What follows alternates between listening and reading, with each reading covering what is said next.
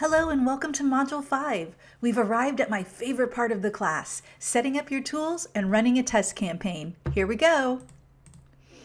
Most AI tools are very easy to get started with, but I always recommend that you start small. Keep it simple by starting with one tool or feature, like automating a series of social media posts or generating a series of emails for a new campaign. Whatever your marketing objective is, I would just avoid trying several new tools or campaigns all at one time. Of course, you'll need to sign up by creating an account. A free trial is always a good place to start, but if you want to unlock additional features to test, you may need to upgrade to a paid plan. Remember what I said earlier? If you go for the paid plan, consider starting month to month rather than paying the all upfront yearly fee, even though you do get a discount.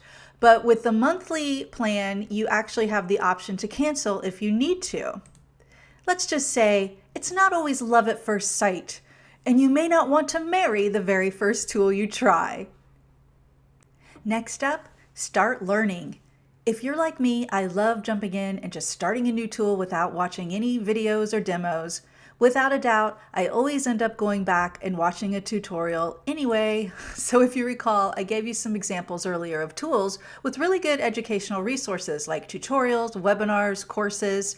This is an example of Blaze's tutorials page. And don't be afraid to use the AI chatbot to ask questions, how-to questions, as you're setting up your first project. I use that quite a bit as I'm learning a new tool.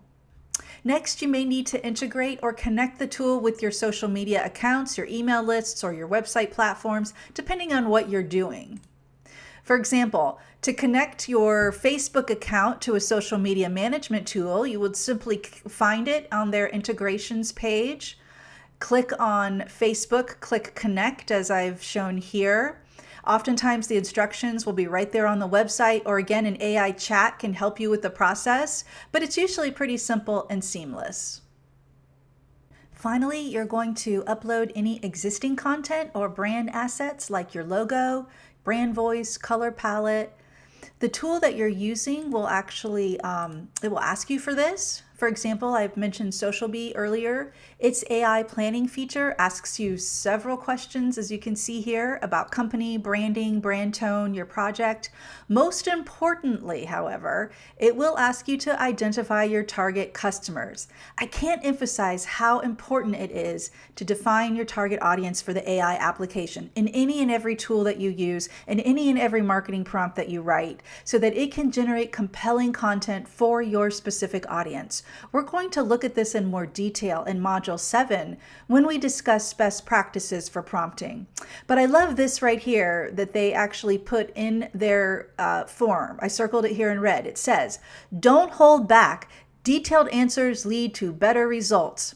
Absolutely. So definitely. So those were the steps for setting up your tools. Time to run a test campaign. Step 6. Let's look at some best practices to keep in mind as you run your test campaign.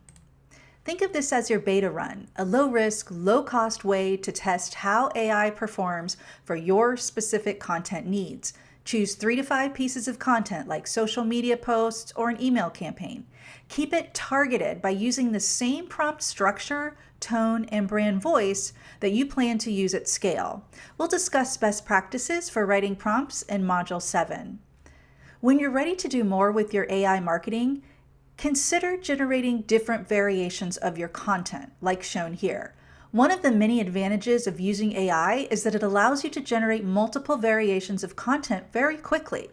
You can try different messages or price points, like in this example for board books. They tested a price point here of $39.99, and they tested a Father's Day message here, built to last, like Dad, and then a benefit message here of an easy-to-make board book.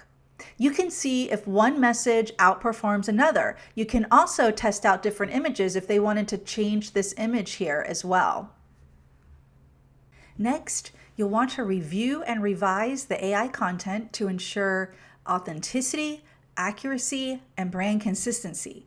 AI is powerful, no doubt, but it's not perfect. You're the brand voice. AI is just your assistant, right? So check for factual accuracy. We call this hallucination, or AI sometimes hallucinates and generates incorrect content. So be sure to check. Also look at tone and voice consistency. That simply means make it more you. Add personal experiences, local references, emojis, things that make your brand feel real and human. Ask yourself, would I post this as is to my target audience? If not, edit it until it feels right. Does it sound robotic, generic, or off-brand? Then you can provide more specific examples of your brand voice for the AI, ask it to regenerate, or you can edit yourself to ensure it aligns with your brand personality. Even using AI as the first draft of your content and editing it some can still save you hours of time.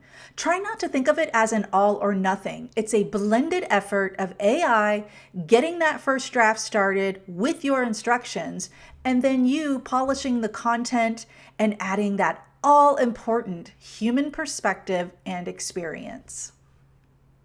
Now it's time to schedule and monitor the results. Now you can post live, or you can schedule your posts with platforms like Buffer, Social Bee, and Blaze. So then start looking for engagement signals, things like tracking your likes, your follows, your comments, your shares, open rates, click-throughs, depending on the content type. Consider taking notes on what's working and what's not so you can address this in the next step. How long should you run this test for? Well, it depends on your overall marketing objectives and the type of campaign, but here's a sample timeline for 4 weeks. This builds in time to research and select the tool, set it up, integrate the tool, launch a small campaign, and review the results. You may need more or less time for these activities depending on your situation.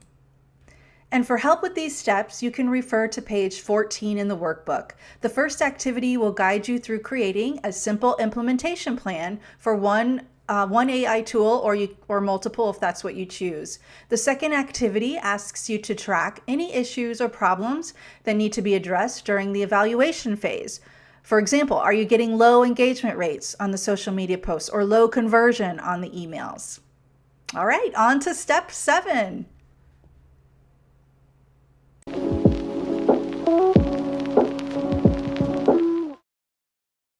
Welcome to Module 6. Once you've started running your test campaign, it's time to evaluate the results. That brings us to step 7 in the process, measuring success. We'll also look at ways to add automation to your marketing process as you continue to advance with your AI marketing tools.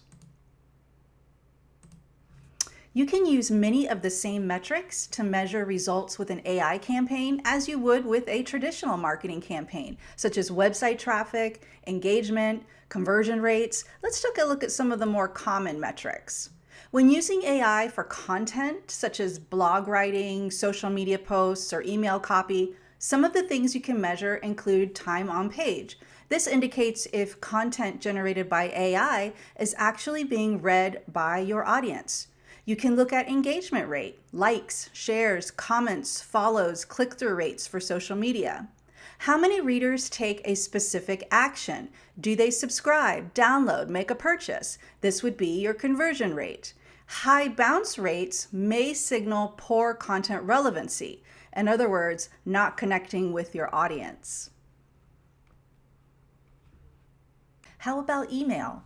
When using AI to write subject lines, personalized email, or segment lists, you've got your open rate.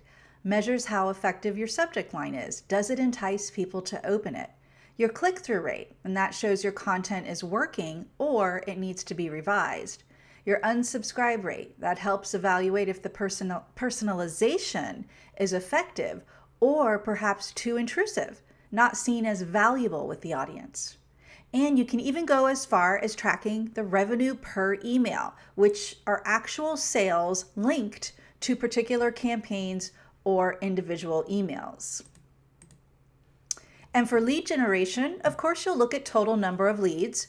Cost per lead, CPL, is very important when it comes to evaluating AI marketing. This shows better campaign efficiency. If you can get that overall marketing cost down for the campaign, your CPL can come down, or you get the leads to jump up, and that can also reduce that cost per lead. So AI may be able to reduce costs and improve results in such a way that it brings this number down, which is good. We like a low CPL as long as it's producing high quality leads that are converting. And time to response is an important category on its own when it comes to AI. If automation can improve response time on any level, that can improve sales and improve overall customer satisfaction. As you start utilizing these tools, you'll begin to identify other areas in your marketing process that you could use some help with. These are just a few ideas where you can apply automation to help your business grow with the help of AI. So social media scheduling is an obvious one because it takes up so much time, and inconsistent posting can result in low followers or even low engagement.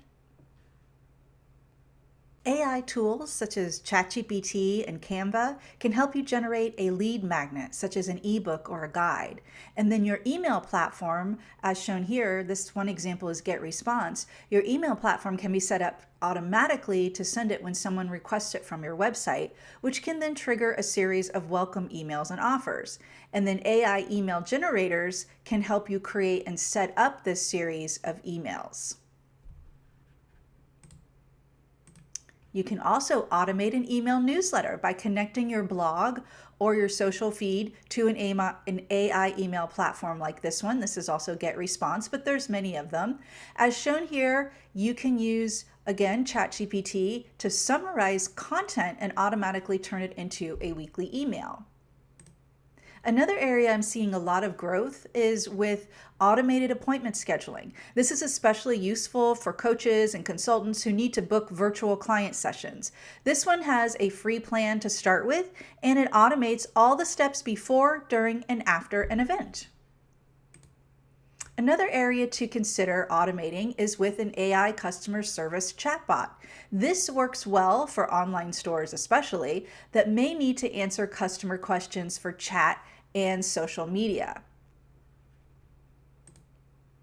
And as AI technology continues to evolve, the most significant advancements that we'll see in automation, especially for marketing, will be AI agents. HubSpot recently launched Breeze AI. This is their version of AI agents designed to automate marketing from planning all the way through execution. It provides a customer agent for customer service, a prospecting agent for sales support, and a content agent that will generate, optimize, and scale content.